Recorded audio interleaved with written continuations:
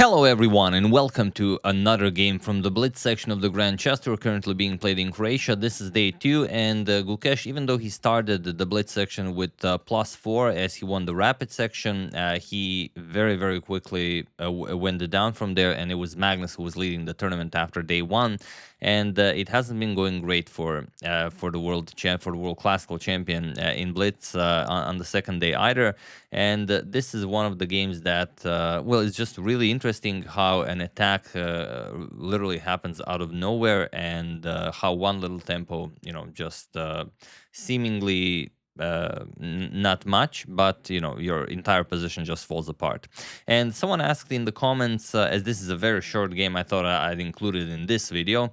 How are the players chosen for the Grand Chess Tour? Well, you have sort of 9 regular players, and 3 will be chosen that performed the best from the previous Grand Chess Tour, so from Grand Chess Tour 2024, and you have other 6 that are chosen by their FIDE ratings, but also by their universal rating. So they have, it doesn't mean that if you are highest rated that you will play, and they also take into consideration like fair play, fighting spirit. If you play dull openings like the Berlin, they're not going to invite you, and also, I don't know, if you play the London, they might not invite you, and if you're not a nice person, they also might not invite you. So they have this system, and for example, here they have 3 wild cards. Magnus Carlsen is not a part of the Grand Chess Tour in 2025. He's only playing the event in Zagreb as a wild card. Also, Ivan Šarić, a Croatian Grandmaster, he's also a wild card in this tournament, and Anish Giri is the 3rd wild card for the tournament. So that's basically it. They, have 3 from the previous. They have 3 wild cards, which the organizer of each country that the Grand Chess Tour happens in will invite, and also 6 of the players that are chosen, with some criteria that is not super strict, but you have general guidelines. So that's pretty much it. Getting back to the game, Wesley with white opens with pawn to e4. If you're wondering about Magnus's game against Gukesh, it was the famous Berlin draw, with the queens moving left and right. So 14-move draw, we're not going to discuss that. e4, we have pawn to e5 and knight to f3. We have knight to c6 by Gukesh and bishop to c4. Bishop to c5, the Giuoco Piano is on the board, and Wesley goes for the Evans Gambit. I'm only kidding, of course he doesn't. He plays c3, even though I have no idea why people are not playing it. I mean, it's Blitz. The Evans was made for that.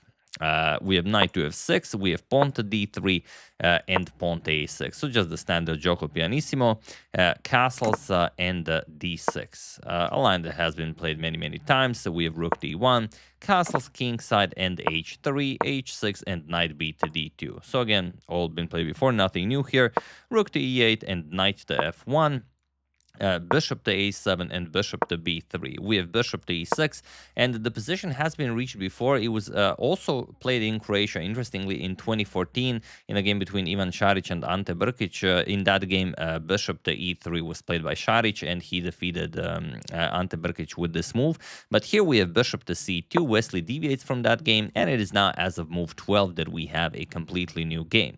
And you will see how quickly things can go wrong. It's not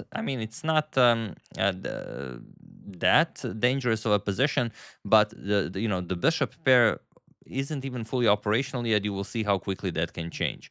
And as the bishop is no longer sort of involved in the battle for the d5 square, Gukesh strikes with d5 right away. We have captures, bishop captures on d5, knight to g3, and queen to d7. And this is the start of the party, basically. We have queen d7 connecting rooks, and now we have knight to h4. Okay, obviously one of the knights is coming to f5, which, you will be... It's not going to be that easy to dislodge it from there, as g6 doesn't really look like an option. So rook 8 to d8 by Gukesh and knight h to f5. Okay, still not much. You can always play something like king to h8, but Gukesh plays queen to e6. And it's a move that does nothing, and also it does attack the a2 pawn, but I mean, you're not gonna capture that pawn, I imagine. So Wesley strikes with the d4 right away. And now the queen being on e6 is just extremely weird. Of course, you cannot capture.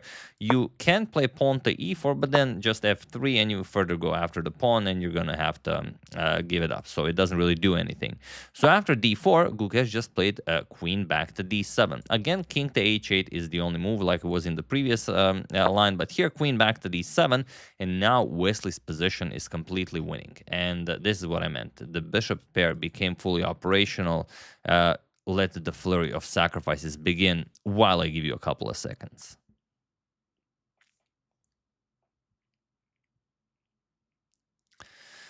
So there are two ways you could go about it. You could go bishop captures on h6, which is, definitely a move you think of. The problem with bishop captures on h6 is, although it's winning, black doesn't have to capture. Black will play pawn to g6, attack the knight, and then you can just go bishop g5. And it's, a very, very, very interesting position, but white will be winning. So there's no question about that. Wesley, however, goes for the more brute force-ish sort of approach. Knight captures on g7. And now you have to capture. If you don't capture, then you have to admit that you haven't even taken this into consideration. So king captures, and now bishop captures on h6, sacrificing the other piece as well. And the problem is, if you capture it, then it's a very, very simple king hunt. Queen to c1 with check, and not a lot of squares for that. Black king, only g7. King g7, queen to g5 check, king to f8, and now knight to f5, and that's it. You're getting checkmated. The knight covers e7. You could give up the queen, which is just silly, or if you move the rook and try to create some squares for the king, it doesn't help because the knight still covers the e7 square. Just queen h8 check. Once you give up a knight, it's going to be checkmate. So after bishop captures on h6, Gukesh went king to h8. But now Wesley goes back, bishop to g5. Very, very nice move, attacking the knight. And interestingly, Gukesh plays queen back to e6, the move that got him into trouble in the first place. Here is the top move recommended by the engine. It just looks very funny. So queen e6 with bishop to f5, chasing the queen away. Queen d6, you still have to defend the knight, and now knight to h5, and there is nothing that Gukesh can do. He plays knight to h7, offers an exchange, but first bishop captures on h7. There is no need to capture it right away.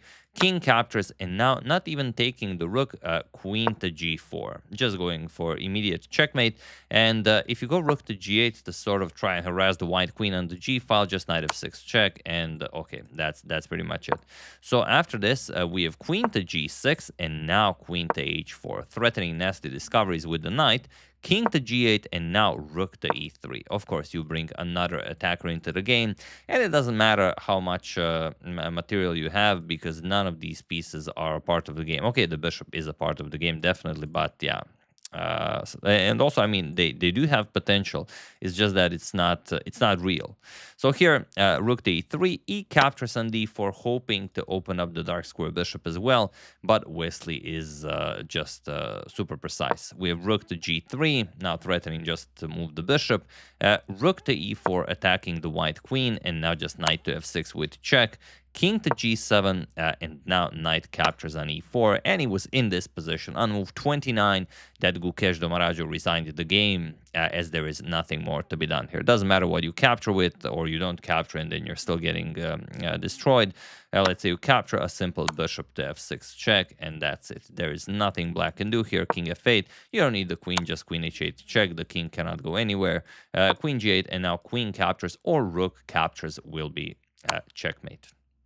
So yeah, beautifully played by Wesley. So you can see how the Giuoco Piano can be a very, very deadly opening. It's silent but deadly, even though it's sort of suggesting a quiet game, as that's what it means. So yeah, sometimes you don't even have to play the Evans Gambit, and you can have a nice game like this. It does happen.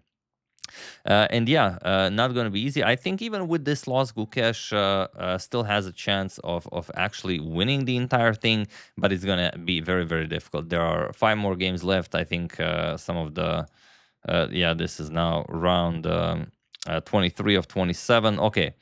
It's still possible, but Magnus would really have to, mess up a lot. He has a 3-point lead. He has 20 points. Duda and Gukesh 17, and it seems that Wesley is now winning against Magnus, but okay, we'll see. Magnus has been lost on many occasions here in this tournament, and it just doesn't happen. So we'll see. Maybe Gukesh gets some luck, and maybe he catches up to him. We'll see. Maybe Wesley overtakes them. Maybe Duda wins. Still many options. I'll keep you guys informed. So I hope you enjoyed it and that little information in the beginning on how they choose players for the Grand Chess Tour. I would like to thank James Anderson, Guillermo Ishmael Garcia Borges, Benjamin Heuberger, Nikola Nenad Stankovic, and Eric Vasquez for your contribution to my channel. Thank you a lot. Really appreciate it. As usual, you can check 2 of my previous videos here. Thank you for watching, and I will see you soon, continuing to check up on your wonderful suggestions and whatever else happens in the chess world. Thank you all. I will see you soon, and have an excellent rest of your day.